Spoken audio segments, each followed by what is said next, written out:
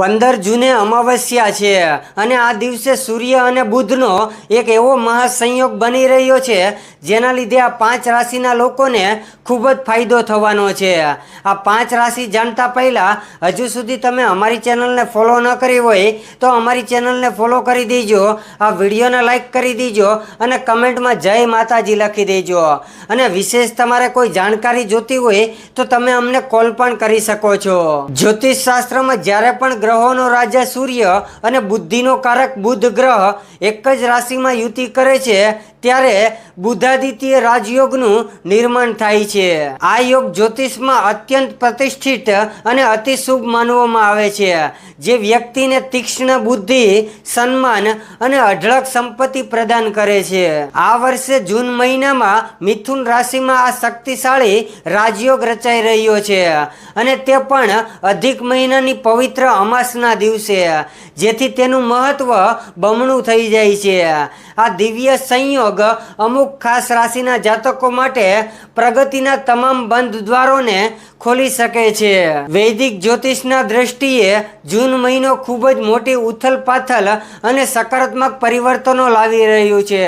આગામી 15 જૂન 2026ના રોજ ગ્રહોનો રાજા સૂર્યદેવ પોતાની રાશિ બદલીને મિથુન રાશિમાં પ્રવેશ કરશે, જ્યાં બુદ્ધિ અને વ્યાપારના કારક બુધ ગ્રહ અગાઉથી જ બિરાજમાન છે। મિથુન રાશિમાં બંને ગ્રહોનું સમન્વય થતાં જ એક અત્યંત અને પ્રભાવશાળી બુદ્ધાદિત્ય રાજયોગનું નિર્માણ થશે। આ નક્ષત્ર પરિવર્તન અધિક માસની અમાસના પવિત્ર દિવસે શરૂ થઈ રહ્યો હોવાથી જ્યોતિષ દ્રષ્ટિએ ખૂબ જ દુર્લભ માનવામાં આવે છે। આ રાજયોગ 15 જૂનથી શરૂ થઈને 22 જૂન સુધી ચાલશે અને આ 7 દિવસનો સમયગાળો ચોક્કસ રાશિઓ માટે વરદાન રૂપ સાબિત થઈ શકે છે। પહેલી રાશિ છે વૃષભ રાશિ। વૃષભ રાશિના જાતકો માટે આ યોગ સાક્ષાત સુવર્ણ કાળ લઈને આવી રહ્યો છે।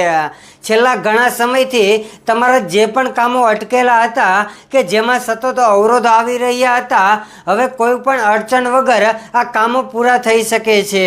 તમારી નાણાકીય સ્થિતિમાં આ સમયગાળા દરમિયાન આકસ્મિક અને મોટો સુધારો જોવા મળશે।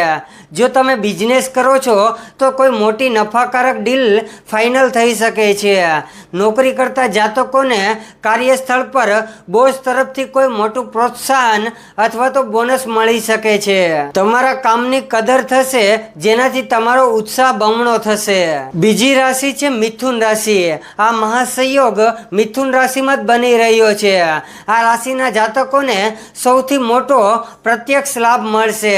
જે યુવાનો કે વેપારીઓ લાંબા સમયથી પોતાનો નવો બિઝનેસ અથવા તો નવું સ્ટાર્ટઅપ શરૂ કરવાનું વિચારી રહ્યા હતા, તેના માટે આ 7 દિવસનો ગાળો સર્વોત્તમ છે।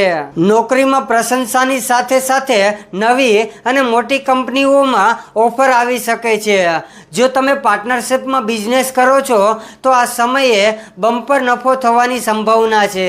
ભૌતિક સુખ સુવિધાઓ વધશે અને તમે નવું વાહન પણ ખરીદી શકશો અને પરિવારની સાથે કોઈ સુંદર સ્થળે પ્રવાસનું આયોજન કરી શકો છો। ત્રીજી રાશિ છે કન્યા રાશિ। કન્યા રાશિના જાતકો માટે સૂર્ય અને બુધની આ યુતિ અત્યંત ફળદાયક અને સુખદ સાબિત થશે।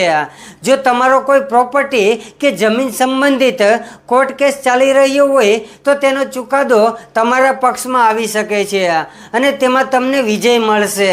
પૂર્વજોની પૈતૃક મિલકતોમાંથી અણધાર્યો મોટો ધનલાભ થવાના મજબૂત યોગ છે। વેપારીઓ માટે આ સમયગાળો આંતરરાષ્ટ્રીય સ્તરે જોડાવાનો છે, જેથી વિદેશ યાત્રાની તકો પણ ઊભી થઈ શકે છે। સ્વાસ્થ્યની દ્રષ્ટિએ પણ આ યોગ ઉત્તમ છે। જો તમે કોઈ જૂની કે લાંબી બીમારીથી પીડાતા હોય તો તેમાંથી તમને કાયમ માટે મુક્તિ મળશે। ચોથી રાશિ છે ધનુ રાશિ। ધનુ રાશિના જાતકો માટે 15 જૂનથી 22 જૂન સુધીનો સમયગાળો કરિયર અને આર્થિક મોરચે ઉત્સુક ભર્યો સાબિત થઈ શકે છે। ભૂતકાળમાં શેર બજાર, મ્યુચ્યુઅલ ફંડ કે પ્રોપર્ટીમાં કરેલા રોકાણમાંથી તમને આ સમયે ધાર્યા કરતાં વધુ સારું વળતર મળી શકે છે। ઓફિસ કે બિઝનેસના કામ માટે વિદેશ પ્રવાસ જવું પડી શકે છે, જે ભવિષ્ય માટે ખૂબ જ ફાયદાકારક સાબિત થશે। તમને તમારા વર્તમાન વ્યવસાયને વિસ્તાર કરવા માટે નવી યોજનાઓ બનાવશો અને તેમાં તમે સફળ થશો. નવું મકાન, જમીન કે વાહન ખરીદવાના યોગ બની રહ્યા છે અને તમારી આવકના સ્ત્રોતમાં સતત વધારો થઈ રહ્યો છે. આ સમય તમારા પ્રત્યે તમને તમારા માતા પિતાનો સંપૂર્ણ સહયોગ અને આશીર્વાદ મળશે, જેનાથી તમારો આત્મવિશ્વાસ સાતમા આસમાને રહેશે.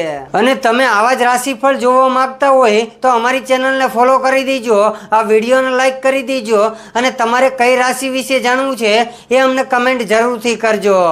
જય માતાજી.